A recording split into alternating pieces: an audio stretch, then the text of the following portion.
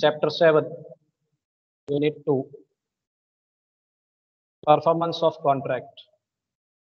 Let's see what type of question is asked in this chapter. What is performance of contract? And who should perform the contract, or who can perform the contract? Like this question can be raised to you. Let us try to understand exactly what is first.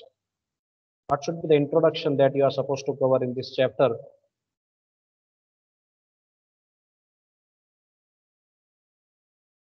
A contract, you know very well what is contract. A contract is an agreement enforceable by law.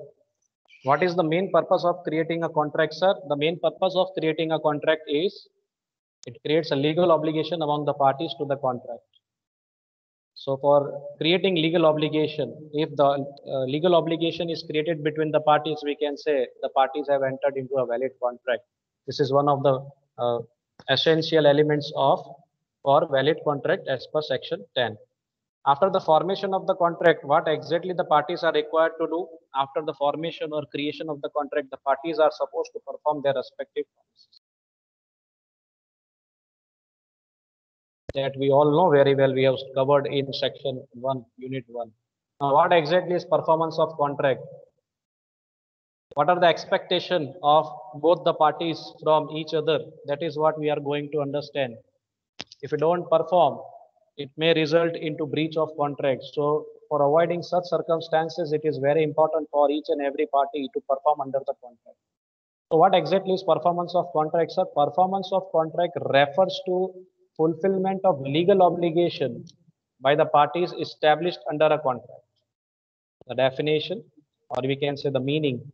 Performance of contract refers to what, sir? Fulfillment of legal obligation by the parties established under a contract.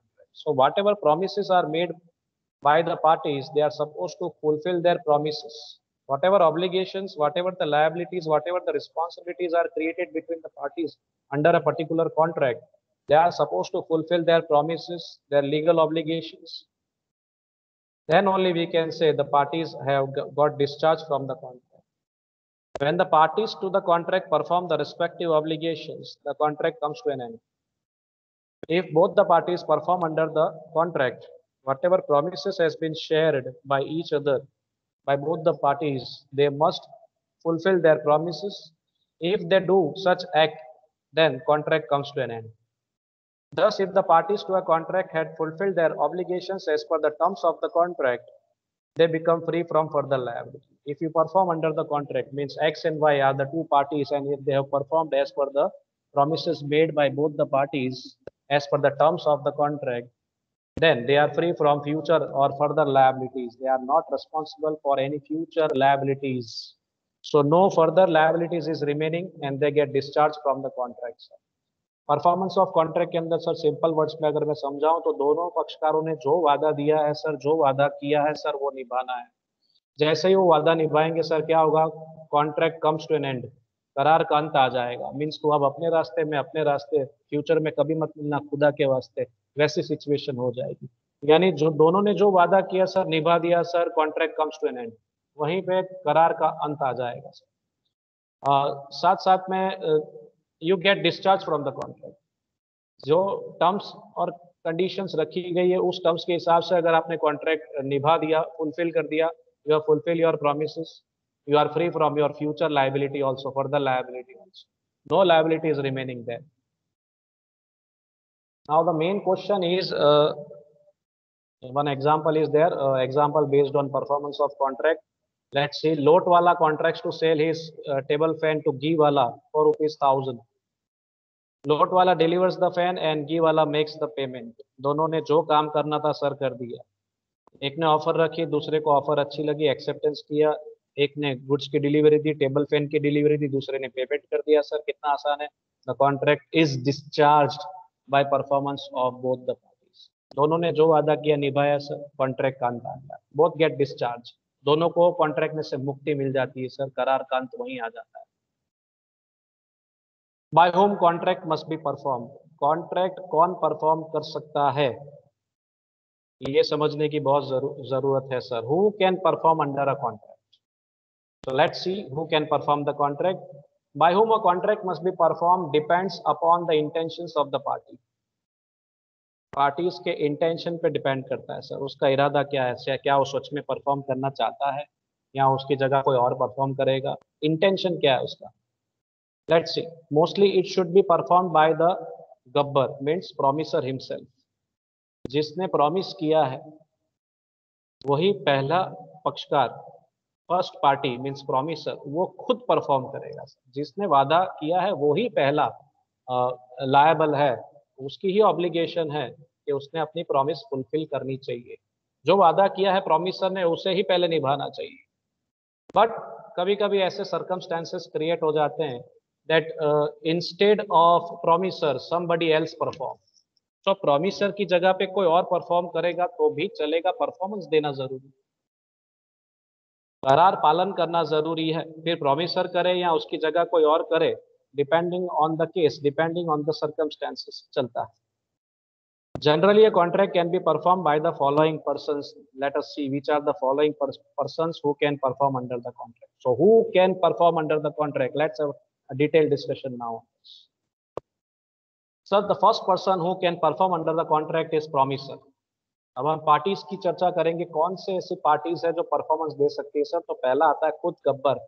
जिसने वादा किया है उसी को performance देने की पहली जिम्मेदारी बनती है, उसकी फर्स्ट लायबिलिटी बनती है. He is the first person who has the obligation to perform under the contract as per section 40. So if from the nature of the contract it appears that it was the intention of the parties that the promise should be performed by the promiser only, then such a promise must be performed by the promiser himself. It applies to the contracts involving personal skills, talents, etc. Contract का nature ही ऐसा हो, उसका स्वभाव ही ऐसा हो कि जहां पे प्रॉमिसर ने खुद ही परफॉर्मेंस देना पड़ेगा, तो सर प्रॉमिसर को खुद ही परफॉर्म करना पड़ेगा. उसकी जगह पे कोई और बंदा परफॉर्मेंस देगा तो चलेगा नहीं. सोनू निगम ने अगर किसी कंसर्ट के अंदर गाने का वचन दिया है that he will sing in a particular concert on a particular date, तो सोनू निगम को ही आके गाना पड़ेगा, उसकी जगह और कोई नहीं ले सकता. यहाँ पे प्रॉमिसर की टैलेंट की बात हो रही है, उसमें जो पर्सनल स्किल है वैसा सेम टू सेम स्किल किसी और में नहीं होगा. बात आती है एक्स फैक्टर की, तो सोनू का जो एक्स फैक्टर होगा सर, सेम एक्स फैक्टर किसी और का होगा सेम टू सेम, हम नहीं कह सकते ऐसा सर, नॉट पॉसिबल. सबके अंदर कुछ ना कुछ एक्स फैक्टर है, जैसा वो कर सकता है वैसा ही सेम टू सेम कोई और नहीं कर सकता. It's very difficult. सो उसी को परफॉर्म करना पड़ेगा सर. जहां पे पर्सनल स्किल और टैलेंट की बात आ जाती है सर, उसी बंदे को परफॉर्मेंस देना पड़ेगा. उसकी जगह कोई और लेगा, उसका एजेंट परफॉर्म करेगा तो नहीं चलेगा, कोई थर्ड पार्टी परफॉर्म करेगी तो नहीं चलेगा. Sonu has to come in the live concert to perform. Example देखते हैं. Akshay promises to paint a picture for Raveena. Akshay must perform this promise personally. तो अक्षय को ही पेंट करना पड़ेगा, अक्षय की जगह कोई और आगे पेंट करेगा तो वैलिड नहीं माना जाएगा. क्योंकि वचन किसने दिया है सर, अक्षय ने दिया. अक्षय जैसा पेंटिंग कर सकता है वैसा ही पेंटिंग कोई और कर पाएगा, ये गारंटी नहीं. इसलिए जिस व्यक्ति ने अपनी पर्सनल स्किल और टैलेंट के बेसिस पे अगर कोई प्रॉमिस किया है तो उसी ने परफॉर्मेंस देना पड़ेगा. अब जहां पर्सनल स्किल और टैलेंट की बात नहीं होती है सर, वहां पे प्रॉमिसर की जगह पे एजेंट भी परफॉर्म कर सकता है. Even agent can perform if it is appointed by the promiser. Promiser perform नहीं करेगा तो भी चलेगा. जहां पर्सनल स्किल की जरूरत नहीं है, where a contract does not involve personal skill of the promisor, it can also be performed by any competent person. Major person होना चाहिए, साउंड माइंड का होना चाहिए, employed by him for the purpose. It can be perform by an agent appointed by the promisor. तो agent भी performance दे सकता है इन प्लेस ऑफ या on behalf of promisor. Gabbar perform नहीं करेगा तो सांभा करेगा तो भी चलेगा, लेकिन एक शर्त है कि जहां पर्सनल स्किल की डिमांड ना हो. ठीक है. तो अब मान लीजिए किसी को पैसे देना हो, पेमेंट करना हो, तो सर वहां थोड़ी ना कोई टैलेंट की जरूरत है, कोई पर्सनल स्किल की जरूरत नहीं. गिटार थोड़ी ना बजाना है, गाना थोड़ी ना गाना है कि प्रॉमिसर ही गाएगा सर. तो एजेंट पैसे देने कोई भी दे सकता है. एक्स वाई जेड, एक्स की जगह वाई दिया, एक्स की जगह जेड दिया, क्या problem. It is valid, it is not a big issue. तो अंबालाल प्रॉमिसेस टू पे टू बम्बालाल टू पे बम्बालाल ₹6,000. अंबालाल ने 6,000 रुपए देने का वचन दिया है बम्बालाल को. So, Ambalal may perform this promise either personally or through his authorized agent Ambalal. Ambalal ने पैसे देने, अंबालाल ने पैसे देने, तो अंबालाल ना दे तो उसकी जगह खंबालाल दे के आएगा तो क्या दिक्कत है? या तो अंबालाल प्रॉमिसर खुद परफॉर्म कर सकता है, अगर वो बाई चांस कुछ उसको प्रॉब्लम हो जाती है, कोई इशू आ जाता है, तो उसकी जगह पे सर खंबालाल भी परफॉर्मेंस दे सकता है। It is valid as per section 40।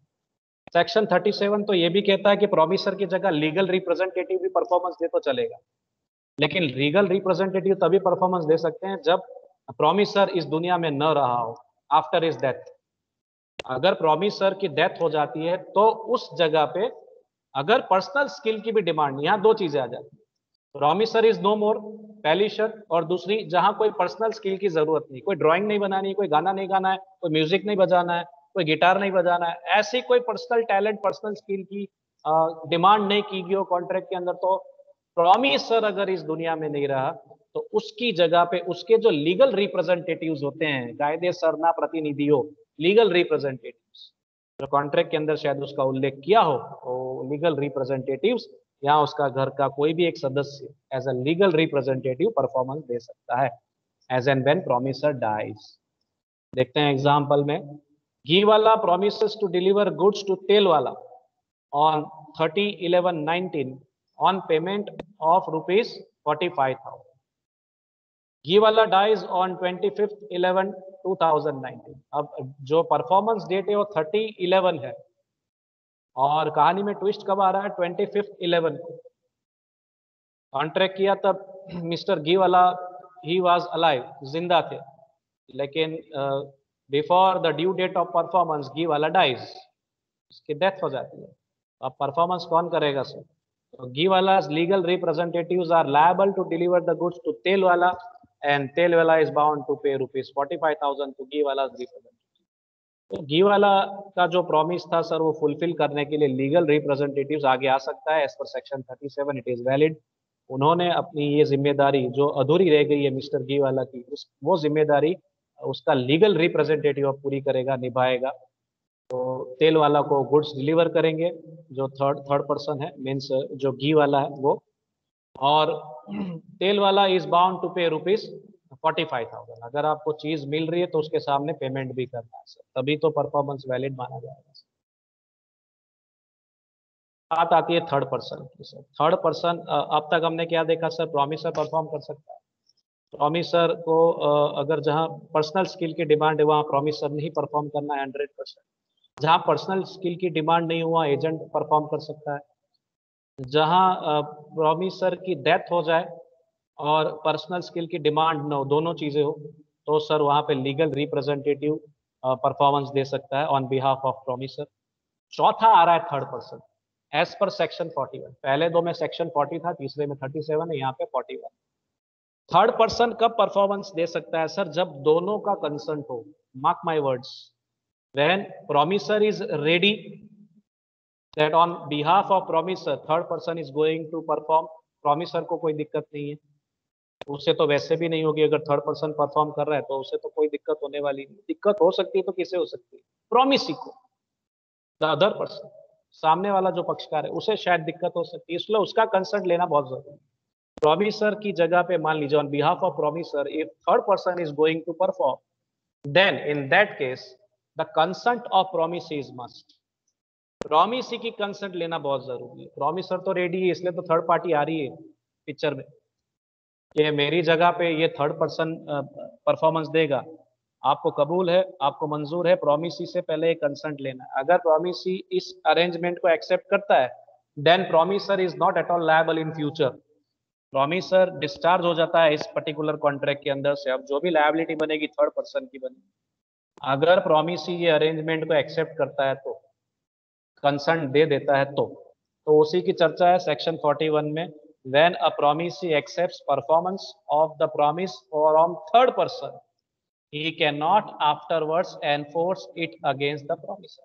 एक बार प्रॉमिसी ने कंसर्न दे दिया कि ठीक है प्रॉमिसर आप अपना परफॉर्मेंस मत दीजिए, आपकी जगह पे थर्ड पर्सन देगा, चलेगा, I accept this arrangement. Promisor ने कह दिया प्रॉमिसी को कि भाई मेरी जगह पे ये थर्ड पर्सन परफॉर्मेंस देने के लिए तैयार है, मेरी जगह पे अब ये आपको 10,000 दे देगा, मुझे जो आपको 10,000 देने थे ये थर्ड पर्सन दे देगा आपको। अगर प्रॉमिसी हाँ बोलता है, कंसर्न दे देता है सर, वैसे ही प्रॉमिसर डिस्चार्ज होता है अपनी liability. Now third person is suppose to perform under the contract, और जो भी अब रिकवरी करनी थर्ड पर्सन से करनी प्रॉमिसिंग, अगर वो ब्रीच करता है तो। जॉइंट प्रोमिसर्स समझने की कोशिश करते हैं। जॉइंट प्रोमिसर्स, जॉइंट प्रोमिसर्स यानी एक से ज्यादा प्रोमिसर्स, एक से ज्यादा promisors. Section 42 sir, as per section 42 इसकी प्रोविजन की गई है। It includes when two or more persons have made a joint promise, two or more persons have made a joint promise, the joint promisor must fulfill the promise. The joint promisor must fulfill the promise jointly during their lifetime. And if any one of them dies, then his legal representatives and survivors must jointly fulfill, or you can say accomplish the promise. मान लीजिए example के हिसाब से चलते हैं, मान लीजिए 3 joint promisor है, 3 joint promisors are there, Raja Ram and Mohan jointly promises to pay 90,000 to Mr Roy. तो पूरा राजा राम मोहन रॉय एग्जाम्पल में आ गया। राजा राम मोहन ये 3 व्यक्ति कौन है सर? जॉइंट प्रोमिसर्स है, दे आर द जॉइंट प्रोमिसर्स। तीनों 3 जॉइंटली प्रॉमिस करते हैं एक प्रोमिसी को। प्रोमिसी कौन है? रॉय को। रॉय को 90,000 पे करने के लिए प्रॉमिस करते हैं, दे जॉइंटली प्रॉमिस। तो तीनों 3 की इक्वल लायबिलिटी है सर। राजा 30,000 देगा, राम 30,000 देगा, मोहन 30,000 देगा, इक्वल शेयरिंग की अगर हम बात करें तो। लेकिन मान लीजिए 3 में से एक की मृत्यु हो जाए तो, से फॉर एग्जांपल राजा डाइज, राजा की मृत्यु हो जाए तो क्या होगा सर इस situation? Ram and Mohan along with Raja's legal representative are jointly and severally liable to pay the amount of Roy. तो इस सिचुएशन में क्या होगा? Ram and Mohan, Raja is no more, Raja अब नहीं रहा इस दुनिया में, तो राम और मोहन तो है, तो क्या अब राम और मोहन 45,000 पे करने के लिए जिम्मेदार है, लायबल है, उनकी ऑब्लिगेशन बनती है सर? वैसे हाँ, लेकिन सर उनकी क्या गलती है? अगर राजा मर गया तो, फर्स्ट पर्सन मर गया तो, एक जॉइंट प्रोमिसर मर गया तो, इक्वल शेयरिंग की बात हो रही थी ना सर, तो इक्वल शेयरिंग अभी भी रहेगा। राम और मोहन उन्होंने तो परफॉर्मेंस देना ही है, दे आर द सर्वाइवर्स, वो बचे हुए हैं, plus legal representative of the person who has died. Raja जो मर चुका है उसका लीगल रिप्रेजेंटेटिव अंदर ऐड हो जाएगा। तो पार्टी तो 3 ही हो गई वापिस, राजा प्लस मोहन प्लस राजा लीगल रिप्रेजेंटेटिव, यानी मान लेते हैं राजा का ब्रदर। अब ये 3 मिलके जॉइंटली परफॉर्मेंस देंगे सर, मींस अभी भी लायबिलिटी इक्वल ही है, हर एक बंदे ने 30,000 ही पे करने, लेकिन राजा मर गया उससे सर राम और मोहन की लायबिलिटी बढ़नी नहीं चाहिए, लायबिलिटी इक्वल शेयरिंग की होनी चाहिए। मान लीजिए राम और मोहन ने 45,000 पे कर दिए, तो फ्यूचर में राजा के जो लीगल रिप्रेजेंटेटिव उससे रिकवरी बन सकती है, they can recover their 15,000 each, दोनों 15,000 राजा के लीगल रिप्रेजेंटेटिव से फ्यूचर में रिकवर कर सकते हैं।